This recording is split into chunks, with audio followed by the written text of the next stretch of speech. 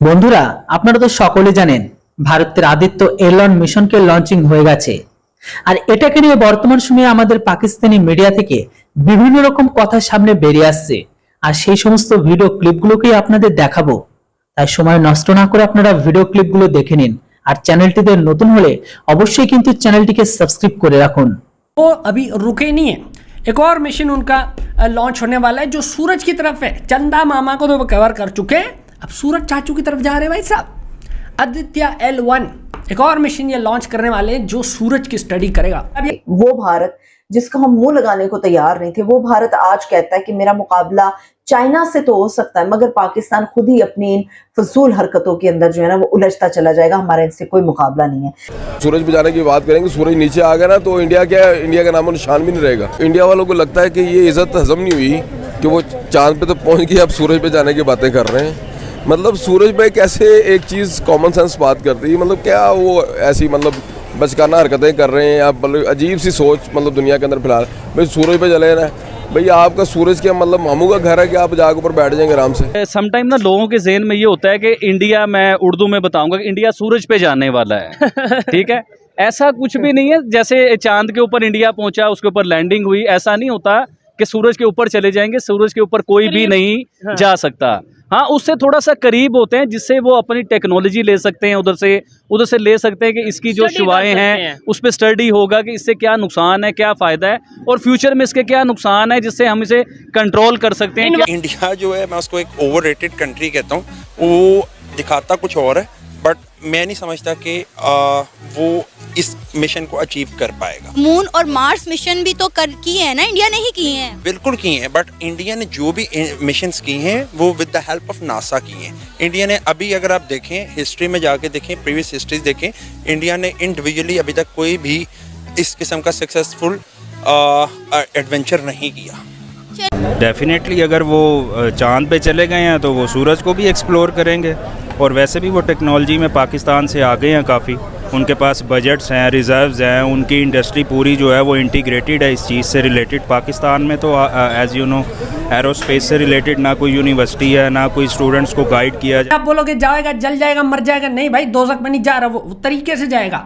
और हाँ, वो रात को जाएगा। वो इतने डिस्टेंस पर रहेगा कि जहाँ पे अर्थ की ग्रेविटेशनल फोर्स और सूरज की ग्रेविटेशनल फोर्स एक जितनी होती है। तो वो जरा ना टेक्निकल तरीके से वहाँ पे खड़ा रहेगा और 5 साल तक स्टडी करेगा सूरज को। जी भाई साहब, 5 साल तक। और इतना करीब तरीन स्टडी आज तक सूरज की किसी ने नहीं की।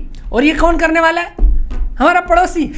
दिल कर रहा है अब उनके साथ मतलब हाथ वाथ मिला लें जानी। वो होता है ना, जब कोई दोस्त सक्सेसफुल हो जाता है तो आप बताते हो कि तुम्हारा बहुत गहरा दोस्त है, या कोई रिश्तेदार बहुत पैसे कमा लेता है, आप कहते हो अरे ये तो मेरा बहुत करीब का रिश्तेदार है। हालांकि जब वो मुश्किल में था आप उसका बिल्कुल साथ नहीं देते थे। यही हो रहा है हमारे साथ।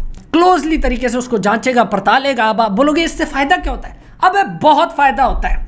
शायद अभी वो फ़ायदा नज़र ना आ रहा हो, लेकिन आगे जाके बहुत फ़ायदा। एक बहुत कॉन्ट्रोवर्शियल शायद मैं चीज़ बोलने लगा हूँ, लेकिन न्यूक्लियर हथियार जब हमने बनाए थे, दुनिया ने जब न्यूक्लियर हथियार बनाए थे, तो वो तो इसीलिए थे कि एक दूसरे की मतलब हमने मट्टी पलीत करनी है। लेकिन उसके बाद ये भी पता लगा कि वो एनर्जी सस्टेनेबल है। उस एनर्जी में कोई पेट्रोल नहीं लग रहा, कुछ ज़ाया नहीं हो रहा। समझ रहे हो? हर चीज़ का बाद में जाके फ़ायदा होता है। Who nose?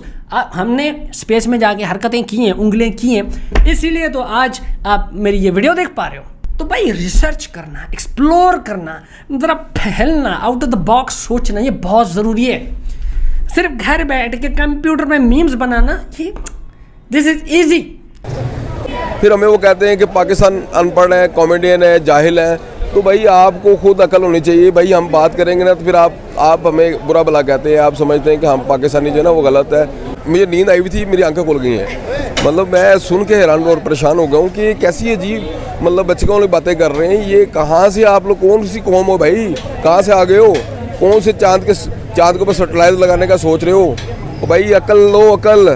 फिर बातें करते हो कि इस्माइल साहब गलत बातें करते हैं, इस्माइल साहब सच नहीं बोलते। और भाई सच बोलता हूँ, आपको समझ नहीं आती है, असल में आपको ऊपर से निकल जाती है। तो होगा कि इनका इसरो का जो प्लान था मिशन मून पे जाने का, तो आबिद भाई ने वो आपको मून पे पहुंचने से चंद दिन पहले ही बता दिया था और चैलेंज किया था कि ये आपका मिशन इंशाल्लाह कामयाब होगा, ऐसे ही और है। वो कामयाब हुआ है। अब आते हैं मिशन सन की तरफ। ठीक है। देखिए मिशन सन जो है ना, इंडिया दुनिया की तीसरी कुव्वत, तीसरी पावर, तीसरी एजेंसी बन जाएगा जो सन के ऊपर, और एशिया की वो एजेंसी होगी। एशिया की पहली एजेंसी हाँ जी। होगी। इसका मतलब ये है कि अगर ये जो मिशन है कामयाब होता है तो ये सिर्फ इंडिया का नहीं, ये पूरे एशिया का मिशन कामयाब होगा, क्योंकि पूरी एशिया में इंसानियत का होगा भाईजान, पूरे इंसानों को फायदा मिलेगा। हमारे पास तो हम तो अभी ये किस्म के इसमें न्यू हैं, हम इस पे कोशिश कर रहे हैं। अच्छा, अगर मैं इसको एक दूसरे पर्सपेक्टिव में लेके जाऊं तो कुछ साइंटिस्ट हमारे भी हैं जो नासा में काम करें, पाकिस्तानी, ओवरसीज पाकिस्तानी, वो वहाँ पे काम करें। बट पाकिस्तान के पास शायद इतने बजट्स ही नहीं है कि, क्योंकि हम अभी तक जो है ना, देखें इंडिया के भी प्रॉब्लम्स हैं, हमारे बजट जो हैं, अगर मैं ऑन कैमरा बात करूँगा तो बड़े डिफरेंट चीज़ों में ना स्टक हुए हैं, राइट। लाइक आर्मी का एक बजट है, और फिर मैं दूसरी बात करूँ कि अभी तक तो हमारी एजुकेशन उस लेवल पे नहीं है, तो हम कहाँ से इस किस्म का कोई ऑपरेशन लॉन्च करेंगे, कोई एडवेंचर कर पाएंगे।